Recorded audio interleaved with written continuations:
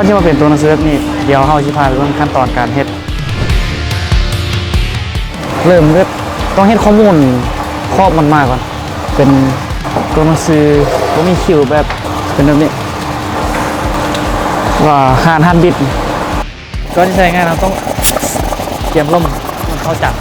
เฉพาะจักรเฮ็ดเดี่ยวก็ได้เพราะมันเป็นขาของครอบคนที่สร้างจากเขาก็มีแต่มาเลือก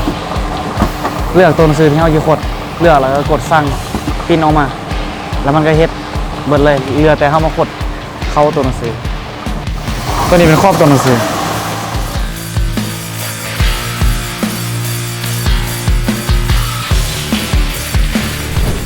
หลังจากข้อมูลมาแล้วเนาะก็มาตัด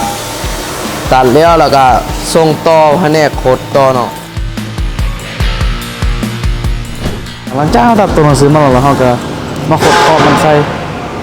ตามตัวมันนี่หลังจากคนแล้วเขาต้องประกอบใส่หลังนี่กันนะเพราะตัวมันจะเป็นนั่นมันจะมีไฟส่องหน้าตัวนี้นะจากขดครอบแล้วเขาต้องมาประกอบใส่กับหลังของมันจากที่ขดหน้าแล้วเขาจะประกอบหลังเขาก็ถือว่าแล้วไฟมันยกเลย